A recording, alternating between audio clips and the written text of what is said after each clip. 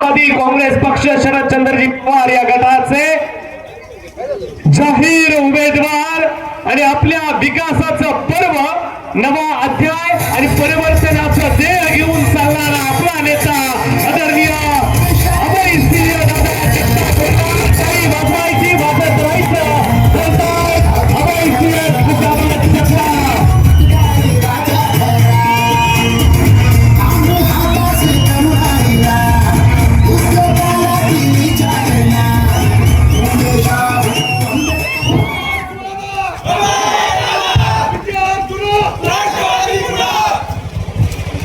ग्रामदैवत विठ्ठल रुक्माईला प्रथम नमन करतो। या जिल्हा परिषद निवडणूक 2026च्या या प्रचार सभेच्या अनुषंगाने या ठिकाणी उपस्थित असणारे आमचे मार्गदर्शक विष्णुदादा निकम, त्याचबरोबर कालिदास घाडगे, आता ज्यांनी मनोगत व्यक्त केलं ते आनंदराव फडतरे, मानेवाडी सरपंच रवींद्र पवार, हातवळचे सरपंच शंकर फडतरे, माजी सरपंच राजाराम फडतरे, माजी सरपंच ज्ञानदेव घाडगे, ज्यांनी असं उत्स्फूर्त असं आपलं मनोगत व्यक्त केलं असे आमचे मित्र शकील मुजावर, त्याचबरोबर माजी सरपंच जनार्दन मोहिते, एनकुळचे अजित कुमार खरमाटे, या जरूज गणाचे उमेदवार ॲडव्होकेट राहुल निकम, त्याचबरोबर कातर खटाव गणाचे उमेदवार आरती अर्जुन दुबळे, या ठिकाणी उपस्थित अजिंक्य बोडके, मनोज घाडगे, डॉक्टर प्रशांत गोडसे, डॉक्टर रोहन गोडसे, सुगंध घाडगे,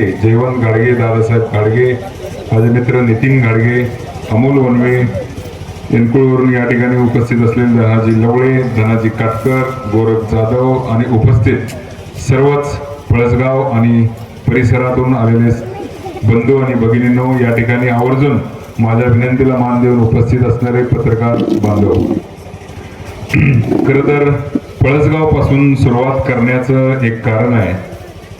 माझं आणि पळसगावचं नातं काही जुन्या मंडळींना माहीत असेल, काही नवीन लोकांना माहीत नसेल। आमची आजी पळसगावची, म्हणजे वडिलांची आई ही पळसगावची घाडगेंची, आणि मी पळसगावचं नातू आहे। तुमचं काम आहे मला आशीर्वाद द्यायचं आहे ना, बरोबर आहे का नाही माता भगिनी? तर पळसगावचा मी नातू आहे, पळसगाव बरोबर माझं नातं आहे, त्यामुळं पळसगावपासून सुरुवात केली आणि सुरुवात उत्स्फूर्त झाली, म्हणून आपल्या सर्वांचं मी मनपूर्वक आभार व्यक्त करतो। या कोकडवड जिल्हा परिषद गटामध्ये उमेदवारीसाठी खरं तर माझं वैयक्तिक असं काही इच्छा नव्हती किंवा मी सुरुवात केली नव्हती, परंतु राष्ट्रवादी काँग्रेस पार्टी शरदचंद्रजी पवार पक्षाची धुरा जेव्हा मान आणि खटावचं मला अध्यक्ष केलं, तेव्हा मी खटाव तालुक्यात फिरत असताना, हा पहिलं तर कातर खटाव गट हा नवीन झालेला गट आहे, बरोबर आहे की नाही, नवीन गट आहे, आणि या गटातून जेव्हा उमेदवारीच्या चर्चा होत होत्या तेव्हा विरोधी पक्षाचा उमेदवार इतका तगडा आहे, आणि मग या बाजूला उमेदवारच नाही अशी एक परिस्थिती लोकांच्या मनांमध्ये निर्माण झाली होती, आणि लोकांनी स्वतःहून मला सांगितलं की तुम्ही या ठिकाणून उमेदवारी करा, म्हणून खऱ्या अर्थानं मी विचार केला की आपण या ठिकाणी कातर खटाव गटातून आपण जिल्हा परिषद लढवू शकतो, आणि म्हणून मी अनेक लोकांना भेटलो आणि सर्वांकडून जेव्हा उत्स्फूर्त प्रतिसाद आला तेव्हा मी उमेदवारीसाठी पुढाकार घेतला आणि सुरुवात केली। आताच अनेक वक्त्यांनी सांगितलं की नवीन कुणी जर नेतृत्व तयार होत असेल तर त्याला थोडासा त्रास होतो, आणि मी जेव्हा सुरुवात केली तेव्हा साहजिकच मला थोडा त्रास झाला। काही जुन्या जनता लोकांनी अनेक प्रश्न उपस्थित केले की बाहेरचा उमेदवार आहे कसं होणार, मलाही वाटलं जरा थांबावं, परंतु लोक मला थांबू देत नव्हते, आणि लोकांनी मला इतकं उत्स्फूर्तपणे समर्थन दिलं आणि सांगितलं की तुम्हीच पाहिजे, आम्हाला काही सांगू नका। आता धनाजीरावांनी कसे बोलले बघितलं असेल, शकील कसे बोलले बघितलं असेल, आणि नितीन सुद्धा तुम्हाला कसं बोलला बघितलं असेल, त्यांची तळमळ आहे की तुम्ही इथं आलं पाहिजे, तुम्ही उमेदवारी केली पाहिजे, त्याशिवाय या भागातून काहीतरी नवीन घडणार नाही, आणि म्हणून मी शेवटी या सर्वांच्या विनंतीला मान देऊन हे निर्णय घेतला की आपण उमेदवारी करायची, आणि खऱ्या अर्थानं या नव्या पिढीला घेऊन जिंकण्यासाठीच ही निवडणूक लढवायची।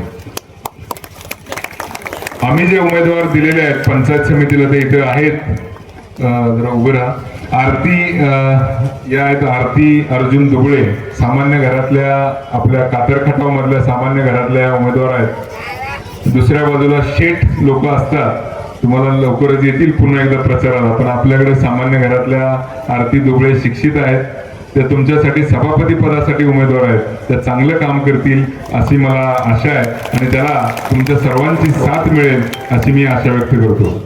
त्याचबरोबर पलीकडे दरुजगणातून ॲडव्होकेट राहुल जिल्हा परिषद 2002ला लढवली होती, त्यामुळे दादांचा परिचित मतदारसंघ आहे. त्यांचे चिरंजीव आहेत ॲडव्होकेट राहुल निकम.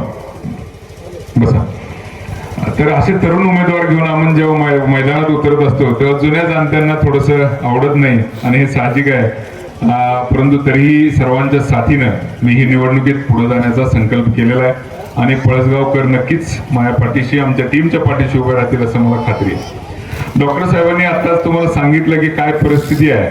तुम्ही बघताय गल्लीपासून दिल्लीपर्यंत आहे ना, तर गल्लीपासून दिल्लीपासून भाजप असताना गेल्या 10 वर्षात काय परिस्थिती झाली डॉक्टर साहेबांनी थोडक्यात मांडली. खताच्या किमती कशा वाढल्या, सिलेंडरच्या किमती कशा वाढलेल्या आहेत, पेट्रोलचे भाव कसे वाढलेले आहेत, महागाई कशी वाढलेली आहे आणि दुसऱ्या बाजूला रोजगार कमी झालेला आहे. रोजगारात आपला देश सगळ्यात जास्त बेरोजगार देश म्हणून ओळखला जातो. भूकमरीमध्ये आपला सगळ्यात जास्त भूकमरी इंडेक्स मध्ये आपला देश खाली आहे, गरिबीमध्ये खाली आहे, म्हणजे आंतरराष्ट्रीय स्तरावर आपला देश अत्यंत खाली गेलेला आहे. तर सगळीकडे कमळ कमळ कमळ आपण मत देतो, पण दुसऱ्या बाजूला आपला देश आपल्या हातानं या देशातली लोकशाही आपण संपवतोय, आपल्या देशाला आपण गाळात टाकतोय आणि अशा परिस्थितीमध्ये कोणीतरी लढलं पाहिजे. म्हणून शिवशाहू फुले आंबेडकर यांचा विचार, पुरोगामी विचार घेऊन जाणारे आपले सर्वांचे आदर्श शरद पवार साहेब यांच्या मार्गदर्शनाखाली मी हा लढा चालू ठेवण्याचा निर्णय घेतला. एका बाजूला धर्मांध शक्ती आहेत, धर्माच्या नावाखाली आपल्याला वेडं केलं जातं आणि धर्माच्या नावाखाली मतं मिळवून सत्तेत येतात. सत्तेत येऊन सर्व संस्था त्यांनी ताब्यात घेतल्या आहेत, पोलीस यंत्रणा आहे, न्यायालय आहे, सगळं ताब्यात घेऊन एक प्रकारे हुकुमशाही आणलेली आहे. तुमच्या तालुक्यात सुद्धा अनेक प्रकरणं झालेली आहेत, तुम्ही बघितलं असेल. खोट्या केसेस दाखल केल्या जातात, साधं व्हॉट्सअपवर कोणी पोस्ट फॉरवर्ड केलं या आमदारांच्या मंत्र्यांच्या विरोधात तर त्याला 5-5 दिवस जेलमध्ये टाकलं जातं. ही हुकुमशाही आहे आणि या हुकुमशाहीच्या विरोधात तुम्ही जर आज नाही लढला तर येणाऱ्या काळात तुमची मुलं अक्षरशः गुलामगिरीत त्यांना जगावं लागेल. त्यामुळे तुम्ही समजून घ्या, या हिंदुत्वाचा विळखा सुद्धा तुमच्यावर बसला. विशेषतः महिला सर्व धर्मांमध्ये महिलांना दुय्यम स्थान दिलं जातं. हिंदू धर्मामध्ये पण काय परिस्थिती वेगळी नाही. या हिंदुत्वाच्या नावाखाली हळूहळू वेगवेगळ्या रूढी परंपरा तुमच्या दारात येणार आहेत आणि तुम्ही त्याला काही करू शकणार नाही. उदाहरणच सांगायचं झालं तर 31 डिसेंबर साजरा करू नका, कारण 31 हे वर्ष आपलं नाहीये. गुढीपाडवा साजरा करा, आपल्याला खरं वाटायला लागतं. परत हळूहळू म्हणतात 14 फेब्रुवारीला व्हॅलेंटाईन डे मुलं साजरा करतात, ते आपल्या देशात चालणार नाही, आपल्या कल्चरमध्ये चालत नाही, ते बंद करा. हळूहळू म्हणतात मंदिरामध्ये जाताना महिलांनी साडीच घातली पाहिजे, आपल्याला खरं वाटायला लागतं. हळूहळू आपण त्याला म्हणतो की हा बरोबर आहे, महिलांनी साडीच घातली पाहिजे. हळूहळू म्हणतात की मुली कॉलेजमध्ये जाऊन जीन्स पॅन्ट टी शर्ट घालतात, ते घातलं नाही पाहिजे, त्यांनी इंडियन ड्रेस, भारतीय ड्रेस घातला पाहिजे, आपल्याला खरं वाटायला लागतं.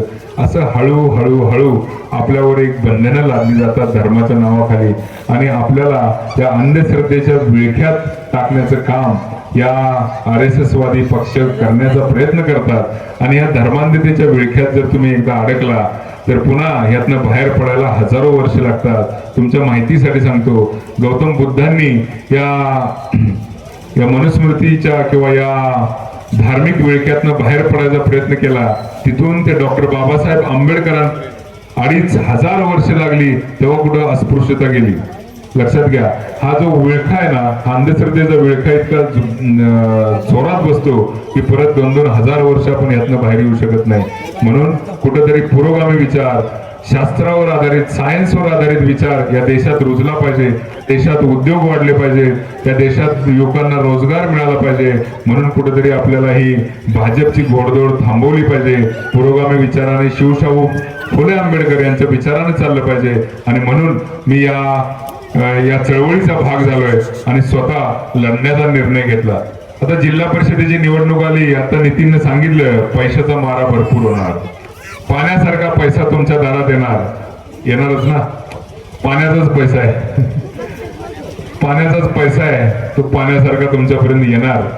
परंतु तो पैसा कुणाचे तरी घरे लुटून त्या या भाजपच्या नेत्यांपर्यंत पोहोचलेला असतो, एवढं लक्षात ठेवा. तो काही इमानदारीतनं कमवलेला पैसा नाही. त्यामुळे पैसा घेण्याबद्दल काही नाही, परंतु तुम्ही मत देताना आपलं डोकं धडावर असलं पाहिजे. शांत चित्तानं विचार करून उमेदवाराला मत द्या. माझ्याबद्दल म्हणाल तर मी लोकसभेपासून तयारी करत होतो, मी पुरोगामी विचाराचा, इथपर्यंत ठीक आहे. पण मी काम काय केलं? मी कुठल्याही पदावर नाही, कुठलंही इलेक्शन मी लढवलं नव्हतं, तरी सुद्धा मी या जिल्हा परिषदेचे विषय असतात, शिक्षण, आरोग्य, महिला आणि बालविकास, या विषयावर विचार केला तर आमच्या कोकणवाड जिल्हा परिषद गटामध्ये किमान 4 शाळा डिजिटाईज करून त्याच्यामध्ये गोरगरीब मुलांना कॉम्प्युटरचं शिक्षण देण्याचं काम मी करतो. माझ्या खर्चाने मी केलं, त्याचा मला अभिमान आहे. आणि या कातरखटाव जिल्हा परिषद गटामध्ये माझं पहिलं उद्दिष्ट हे राहील की सर्वच्या सर्व शाळा डिजिटाईज करून त्यामध्ये चांगल्या पद्धतीचे कॉम्प्युटर शिक्षक ठेवून त्या मुलांचं, गोरगरिबांच्या मुलाचं शिक्षण चांगलं कसं त्यांना मिळेल, उच्च प्रतीचं कसं मिळेल, हे काम करण्याचा मी निर्धार केलाय. का बरं शिक्षणावर काम करावं हे तुम्हाला सांगतो.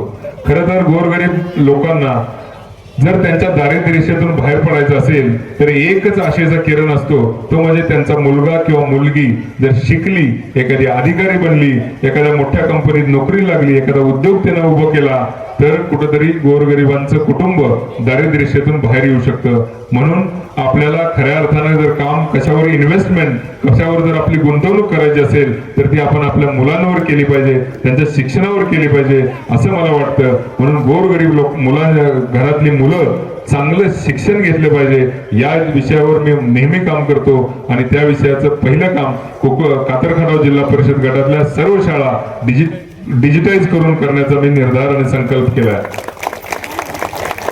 त्याचबरोबर दुसरा विषय असतो महिलांच्या विषयी बोलायचं झालं तर मी आमच्या भागामध्ये काय केलं ते सांगतो आणि परत काय करणार आहे ते सांगतो. माझी शिवसंकल्प नागरी सहकारी पतसंस्था आहे. त्या पतसंस्थेच्या माध्यमातून मी 25 महिलांना 20 शेळ्यांचे प्रकल्प त्यांचे उभा करून दिले आणि शेळी पालनाचा व्यवसाय त्या महिलांनी चांगल्या पद्धतीने सुरू केला.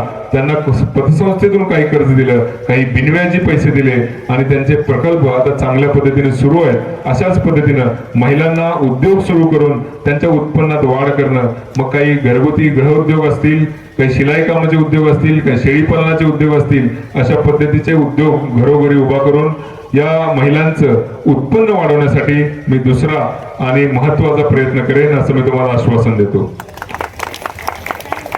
त्याचबरोबर या भागातली आरोग्य व्यवस्था सुधारावी, या भागातले ग्रामीण रस्ते सुधारावेत यासाठी सुद्धा मी प्रयत्न करेन. आणि विशेषतः पळसगाव भागामध्ये एक कॅनल आहे, तो कॅनल खालच्या बाजूने जातो, त्यामुळे वरच्या बाजूचं अनेक मोठं क्षेत्र हे पाण्यापासून वंचित आहे.